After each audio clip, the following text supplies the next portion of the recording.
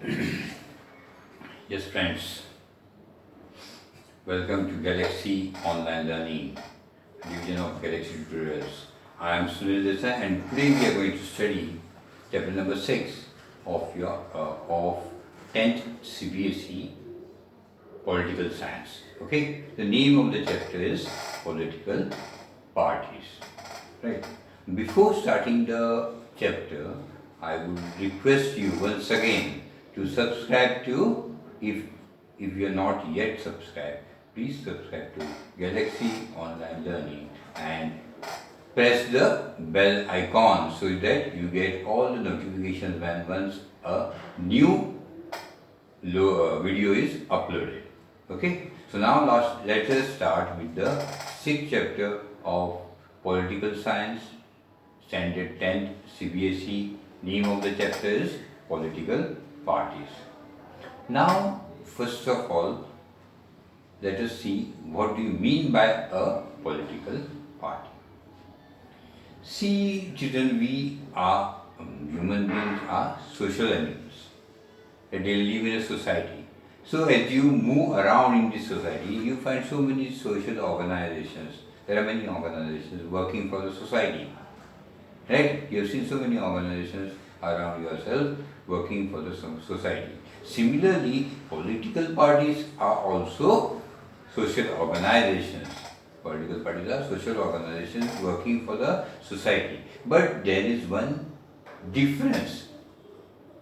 There is one difference between the political parties and other social organizations. Now, what is the difference between a political party and other social organizations? The difference is that all these political parties, okay, these are a group of people whose main aim, the aim of the social organizations and the political parties differ, my dear friends. Okay, now what is the aim? The aim of the political party is to contest the elections, win. The main aim is this: contest the elections, win the elections, form a government, okay, and rule the country. So these political parties, they have come together. Why? Because they want to form a government and rule the country. That is the basic aim of any political party.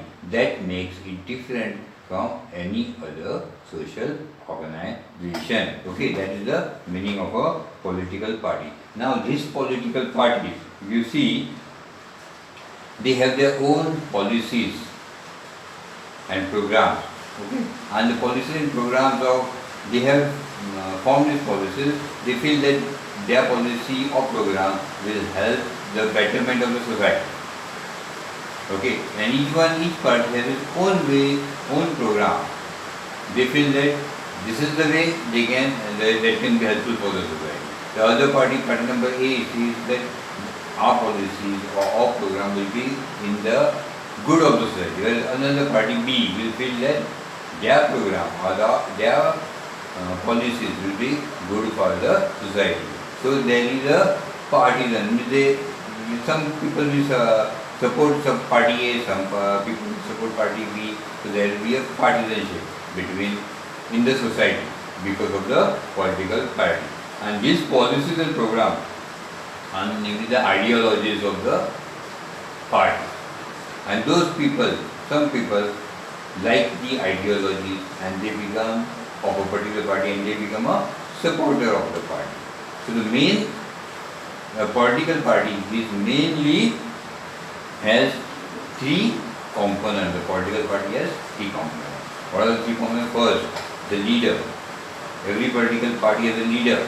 Okay, so he is the biggest component of the political party. Then you have the active members who really work for the party. Actively they work for the day-to-day activities of the party, they work every day. And there are the followers. The followers, they don't work for the party actively, but they support the party by, you can say, they give their votes. They vote the party in the election. So they are supported. They are passive members. Okay, so There are three components. One is the leader, the second is the active member who are working actively for the party. Okay, and the third one are the supporters who support a particular party. Okay. Now let us see the functions of this political parties. Okay. Now the first function of the political party is contest elections. Okay. See, what do the parties do is they select their candidates. They select the members of the party as candidates who are going to contest the election. Okay. In some countries, these candidates are chosen by the supporters, by the party members, like in USA. But in India, in a country like India, these members who are going to contest the election, these candidates are chosen by the leadership, by the party leaders. They choose who is going to contest which election from which constituency. Okay, so this is the first function. Contesting the election is the first function of a political party. Next, this other function, second function. These parties put forward different policies and programs. Just like just what I told you just now. Okay, and the voters choose from these policies and programs. Each of us may have different opinions and views of what policies are suitable for the society. Everyone has his own opinion. Okay, this particular policy will be good for the people. The other person will feel no, this policy won't help for the society. The policy should be like this. It should be something different. Okay, so everyone has different opinions. It becomes very difficult for a government to handle so many different views about the policy. So, what is this? The political party, what they do? They formulate policies, and then the people of the country, they identify or they relate themselves with certain policies of the political parties. They relate themselves, their policies with the policies of a certain party, the programs of a certain party, and then they become the supporters of that particular party. Okay, so what happens that a vast different views or opinions of the people are then what happens is that they are being divided into, they get very few, so it becomes easier for a political party to rule instead of having so many different opinions. They have formulated their views, their program, their policies, and they promise the supporters that once they come to power, once they become the ruling party, they will implement this particular policies and program. Okay, that is one of the functions of a political party. The third important function of a political party is making laws for a country. Okay, making laws for a country. See, now who makes the laws? The laws are made in the legislature. Okay, but the ruling party, the party which is ruling, has maximum members in the legislature. So whatever decision the party which is ruling, which has maximum members in the legislature takes, will become a law. No doubt there will be discussions, there will be debates about it, but after all, the policy or the law which will become a law, the policy, only those which are backed by the majority, and naturally the ruling party has the majority. So whatever the ruling party says, it is going to be a law. Okay. So in this way, a political party, the function of political party is making laws. Then parties for the fourth function is parties form and run government. Okay. See, all the political decisions are made by the political executive, that is the Prime Minister. Okay. What the political parties do is that they choose members from them to become a Prime Minister, ministers, Okay, and they have been trained to take certain activities, and these members of the particular parties run the government. Okay, so they run the government. So the function of the political party becomes forming a government. Once they come into majority, they are going to form a government and run the government. And those parties who don't have a majority, the party which doesn't have a majority becomes naturally the opposition party. Okay, and what the work of the opposition party is to criticize the wrongdoings of the government, of the party which is ruling, criticizing it about the bad policies or voicing their views. It can even help motivate the people to fight against the ruling government. Okay, so they can mobilize opposition against the government. Then parties, another function of the parties are, the political parties, is to shape public opinion. What do political parties do? They raise and highlight issues. Since they have a lot of supporters, these political parties, okay, they have lakhs of members as supporters all over the country. So what they do, through their members, through their supporters, they raise certain issues, okay, and they highlight of these issues. And sometimes these parties launch movements, okay. Now, one more function of the parties is to they provide people access to government machinery and welfare schemes implemented by the government. See, for any ordinary citizen, it is easy to go and meet the local leader rather than going to the government office and to solve his problem. So, they naturally are going to approach the political leader who is staying in the neighborhood. So this political party is a member of the political party. So they can, as a member of the political party, help the people to reach the government machinery. They can reach to the welfare schemes. They can tell them about the welfare schemes the government has implemented and how they can take advantage of it. So that is one of the functions of the political party. Now looking at so many functions of the which we have seen of the political parties, you understand how much necessary it is to have a political party. Okay, you can't just deny the existence. You can't say no, we won't have a political party. It is necessary because see the number of numerous functions these political parties do. They can do. Okay, all these functions in the political parties do properly. Sometimes you may feel that we don't want any. So consider a situation in a democracy there are no political parties. Then what will happen? There are no political parties at all in India, and an election has been, and now there is an election for the Lok Sabha. What will happen? All the candidates, no political parties, so all candidates will be independent. They don't have any support of any political party. Each candidate will go to the people and tell them how good he is, how he will be working for the people. But can he tell about what policies the coming government is going to take? Because he doesn't know all the other members who are contesting the elections, what the ideology is.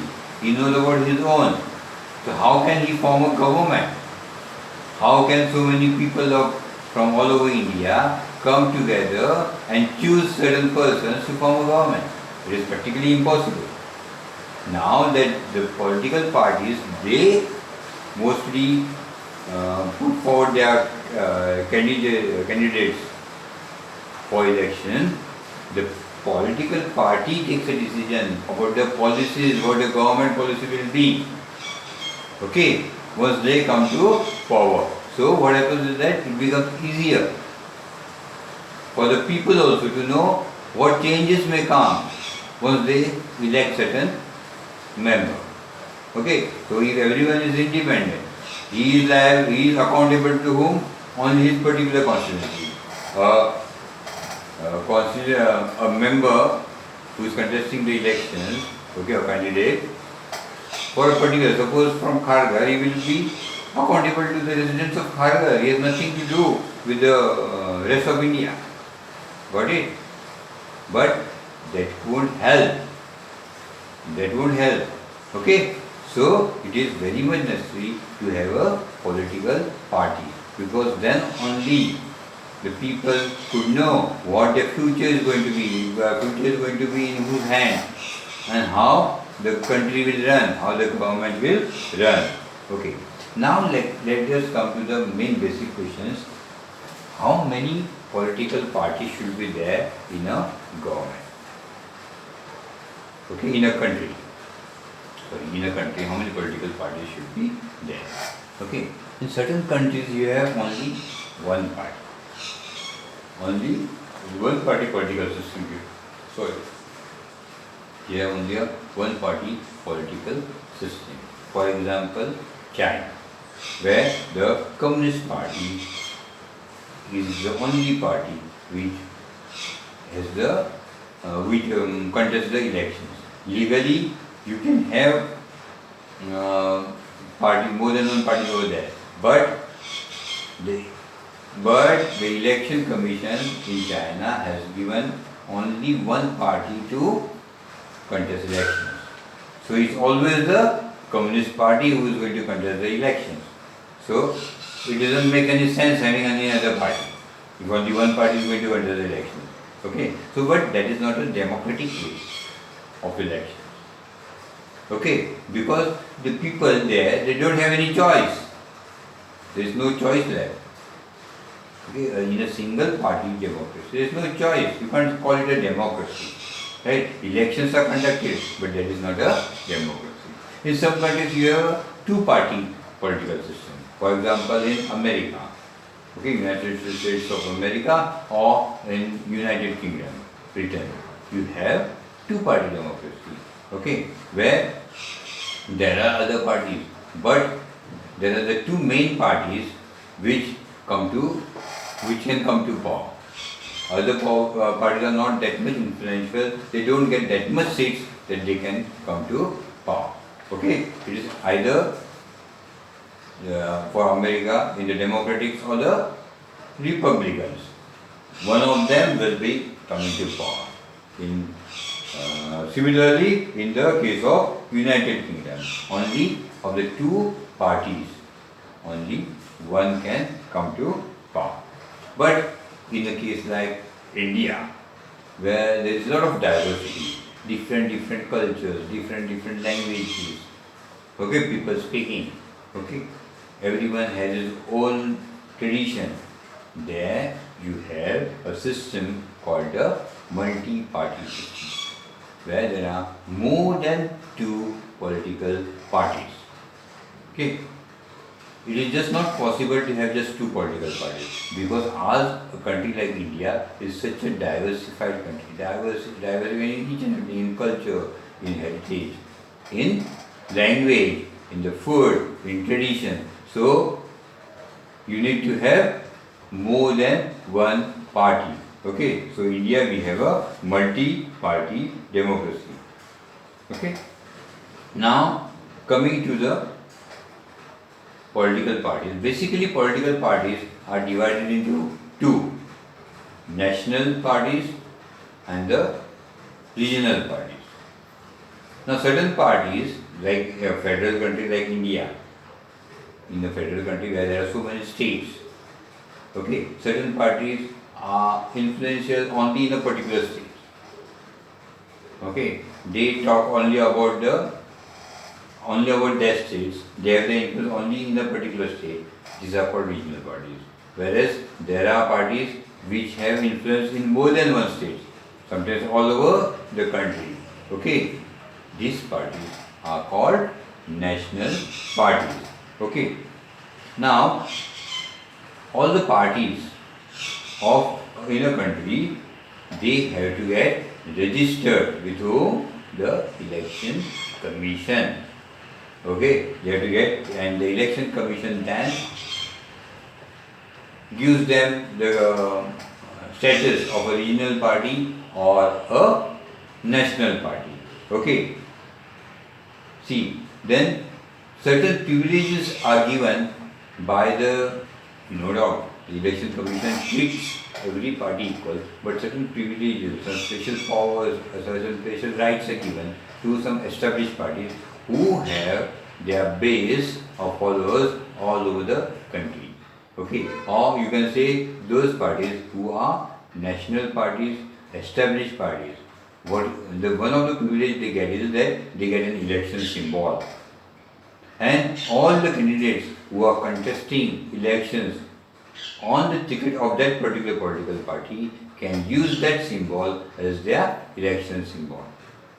Okay, that is one of the privilege given by the election commission to a recognized political party.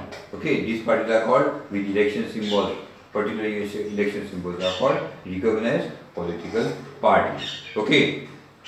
Now, the election commission had made certain rules and regulations to consider, to give them the status of national parties or regional parties.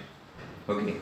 Now, those parties who win 6% of the total valid votes in a legislative assembly election, means at the elections which are held at the state level. Okay, for the state level government, legislative assembly.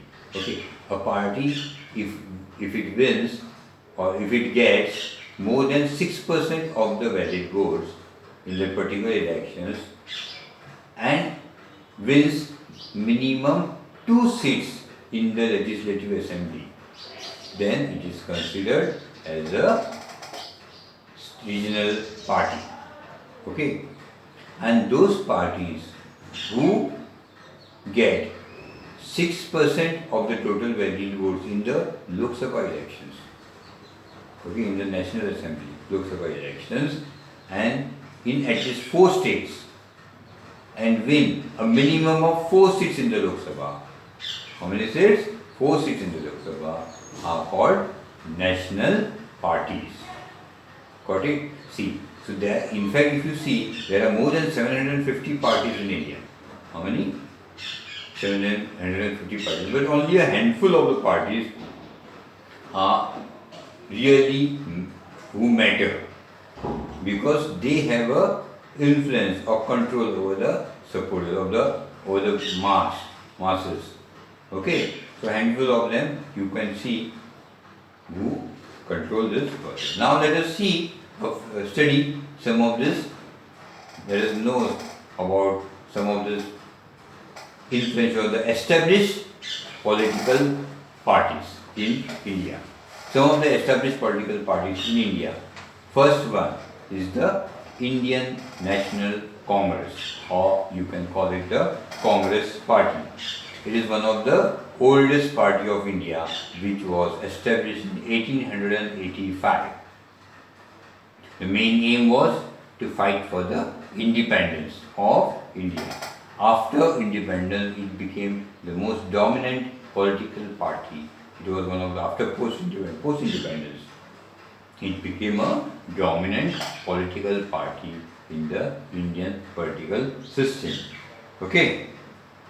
Under the leadership of Jawaharlal Nehru, the party sought to build, Jawaharlal Nehru, the first Prime Minister of India. Okay. The party sought to build a modern, secular, democratic republic. Okay. Ruling party at the center, it was a ruling party at the center, right from the independence till 1977. Okay, all these years it was Congress who was ruling the central government. First time in 1977, a non-Congress party came to power at the center. Okay, then again till 1977 it was governing India. Then again from 1980 till 1989, and after 1989 slowly its support started declining because many other parties started coming, many regional parties particularly started coming into the political system.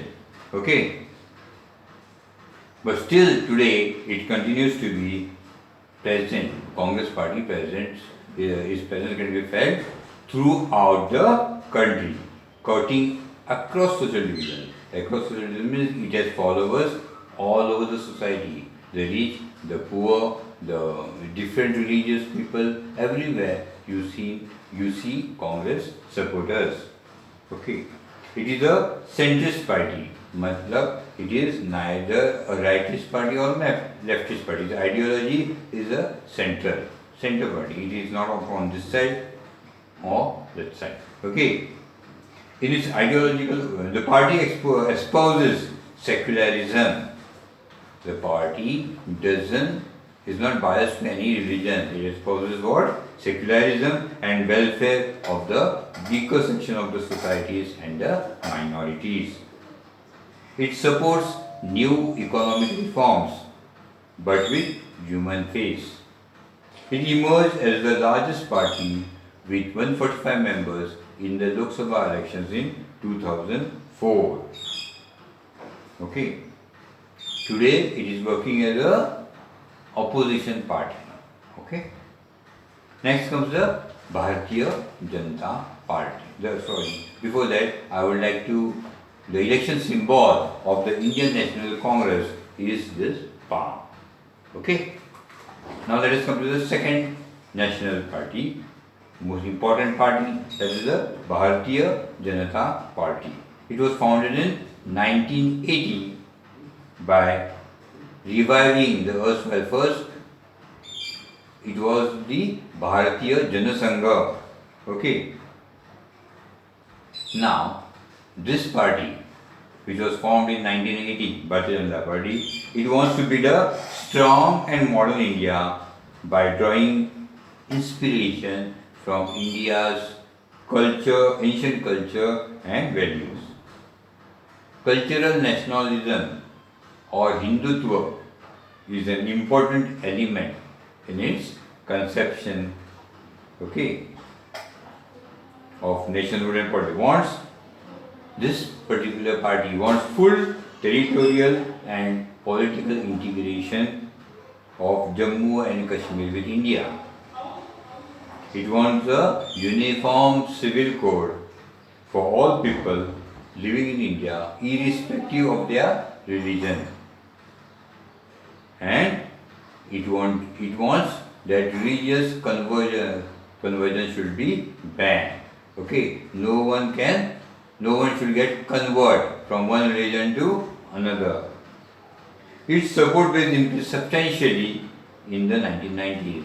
The support started increasing for this party in the 1990s. Earlier, it was limited to north and west and to urban areas. It had supporters only in north and west and in urban areas. The party now has expanded in south, east, northeast and even to rural areas. It came to power in 1998 as the leader of the NDA, the National Democratic Alliance, including several state and regional parties. Lost elections in 2004, but again it came to power in 2014, and now today again in 2019 it came to power, and today it is the majority party, the majority ruling party of India. It is governing India today. Then the third national party is the Bahujan Samaj Party, okay, the BSP. The election symbol, by the way, the election symbol of Bharatiya Janata Party is the lotus. Now let us come to Bahujan Samaj Party. Its election symbol is an elephant. Okay. It was formed in 1984. Bahujan Samaj Party was formed in 1984 by Mr. Kashiram. He is said to represent and secure power to the majority, the Bahujan Samaj or the majority, which includes in that majority who is included even the Dalits, Adivasis, OBCs and religious minorities. So according to Kanshiram, majority means the Dalits, the OBCs, the Adivasis, and even the religious minorities. This is the what they call it as majority or the Bahujan Samaj. It draws inspirations from the ideas and teachings of Sahu Maharaj, Mahatma Phule, Periyar Ramaswamy Naikar and Babasaheb Ambedkar. It stands for the cause of securing interest and welfare of the Dalits and oppressed people. It has its main base in the state of Uttar Pradesh and substantial presence in the neighboring Madhya Pradesh too. Chhattisgarh also, Uttarakhand, Delhi and Punjab. The main state is Uttar Pradesh and it also has support base in Madhya Pradesh, Chhattisgarh, Uttarakhand, Delhi and Punjab. It has formed government in Uttar Pradesh several times by taking the support of different political parties at different types. In the Lok Sabha elections held in 2004, it polled about 5% votes and secured 19 seats in the Lok Sabha, and thereby it became the national party, because for a national party to win it needs to have four members, but then 19. Okay.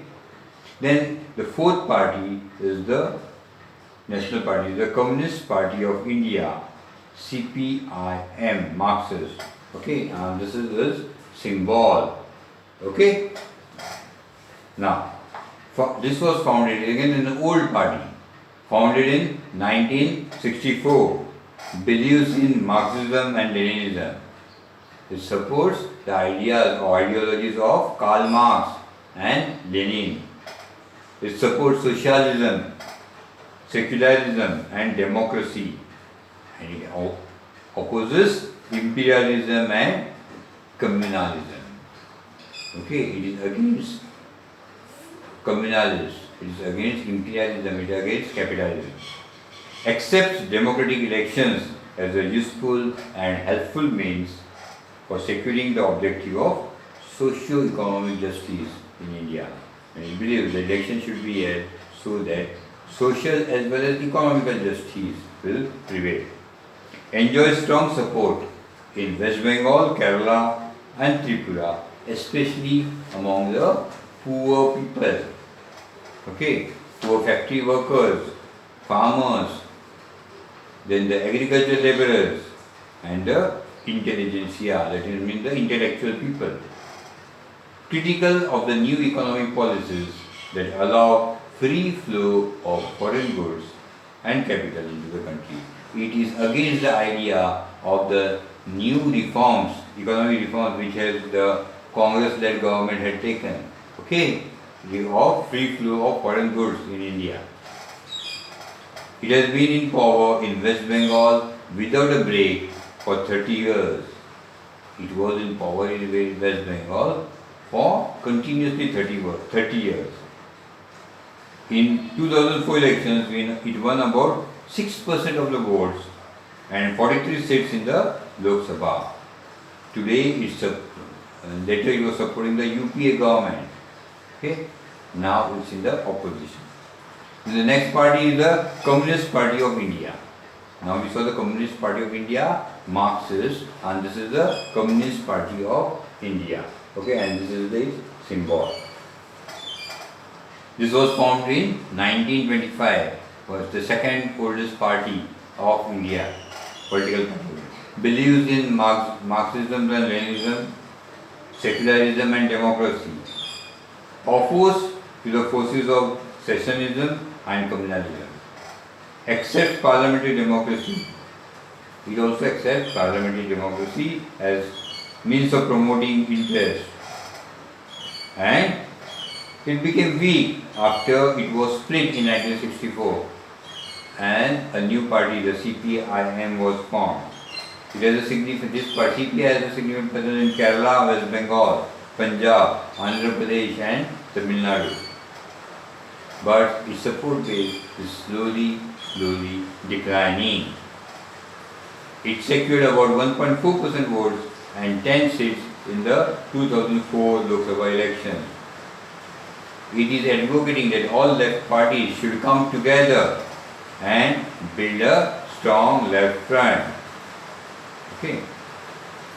The another party, which is our national party, is the Nationalist Congress Party. This election symbol, and it is also called as the NCP. This party was formed in 1999 after a split with the Congress Party, where its leader Sharad Pawar split from the main Congress Party and from a new party called the NCP. It espouses democracy, Gandhian secularism, equity, social justice, and federalism. Wants high office in government be confined to natural born citizens in the country.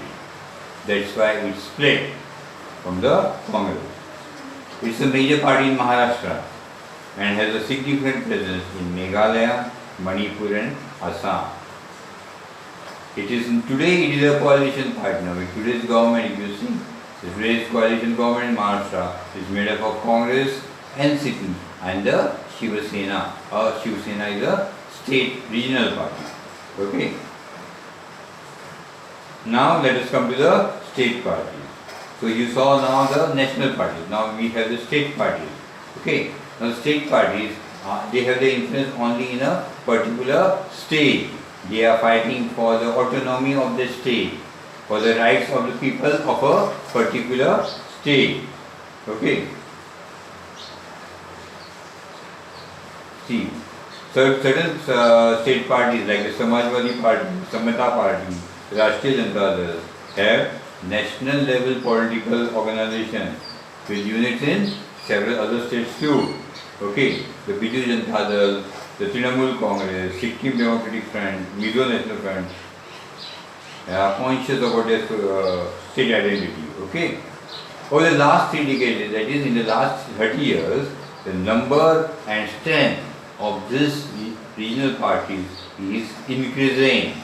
They are becoming more and more strong. Now it is becoming difficult for the national parties to form a government in the center without the help of these regional parties. Okay.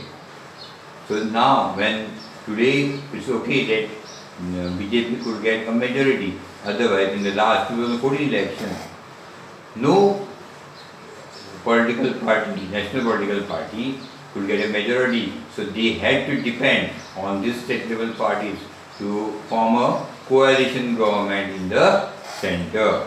Okay. Here on page number 82, a map is given in which the different regional parties has been shown. I will request you to get a photocopy of this map and just stick it in front of your study table. So you can go through that now and then. You can just have a look at this and recollect all these different political parties, because it is very difficult to by heart all these things. So whenever you just look at it, slowly what will happen, it will get set in your mind, because one question at least comes every year on the different regional parties, on naming the regional parties, or they ask in MCQs which is a state party or something like that. Okay, so you have to know this particular map very well. Okay, now let us see the challenges faced by the political parties. Okay, these political parties, you have seen how important they are while running a democracy. If the political parties are not there, it will become very difficult to run a democracy. So, political parties are the most vital organs of a democracy. But now today, what you find is that most of the people of a country are not satisfied with this political party. Now, what are these main problems or main challenges faced by the political parties? What are the challenges they are facing? The first challenge the political parties are facing is lack of internal democracy. Okay, we are living in a democratic country. These parties are contesting elections to come to power, but they don't have internal democracy. That means they don't have internal elections. Okay, no party takes internal elections of the members and decides their leader. There's not much of internal democracy. Okay, they don't keep membership registers. They do not hold organizational meetings. They do not conduct any internal elections regularly. So the ordinary members, they don't get information, general information, whatever information they want of the party. It becomes very difficult for an ordinary member to get it. The ordinary member can't open up to the leadership. Okay, they can't influence the opinion or the decision of their political party. Okay. See, what happens here is that because of which no election, so only a few members, one or two leaders, they exercise their power in taking decisions of that particular party. Okay. The second challenge this party faces is the dynastic rule. Now, since there are no elections, only one or two leaders at the top take all the decisions. So naturally, what's going to happen? They are going to be biased while choosing their colleagues. Okay, they will give tickets or they will choose members, administrators only which are close to them or close in someone which is from even their family members. Okay, so it becomes a dynastic rule. In many parties, what happens is that most of the parties, what you see is that a particular family is ruling that particular party. So all power remains in a particular family. So so the ordinary members, they don't have any role to play in that particular party. So what happens is that those people who have some different opinion or different ideology, they go away from the party. They leave that party. Okay, because they can't open up. So they leave that party and join some another party. So this is one of the biggest challenge, dynastic succession. Okay. The third challenge which you see is the money and muscle power in parties. Since the aim of a political party is to contest elections, win the elections and come to power, what the parties do is that they give candidature to only those people who can win the election. Main criteria is he should be able to win an election, no matter how. Okay, so the person who has a lot of money, a rich person, or those who have a lot of muscle power means a criminal who can use his muscles to get elected, they become the candidates of these political parties, and naturally, since they are the candidate of some established political parties, they win the elections, and so our political system gets corrupt. Okay, that is the biggest challenge, money and muscle power. The fourth challenge that very often parties do not seem to offer a meaningful choice to the voters. Means what you see today is that most of the parties are alike, means they don't have a special different ideology. Okay, if you see most of the parties today in India, their economical this ideology, okay, the political ideology hardly differs. No one has its own idea, different idea from the other party. So it becomes difficult for the people to choose the party because all are alike. Okay, all are alike, all are the same. So whom to choose? Whether you choose this Mr. A or whether you choose Mr. B, both the parties, they are going to do the same thing. Okay, so That is the biggest challenge, right? That there is no meaningful choice for the people whom to vote. They don't have a choice whether vote A or B, because both are doing the same thing.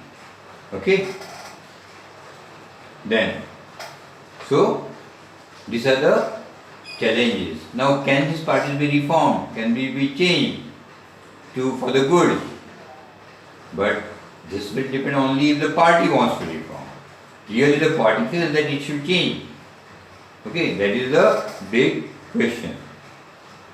See, now certain rules and regulations, laws were made to reform the parties.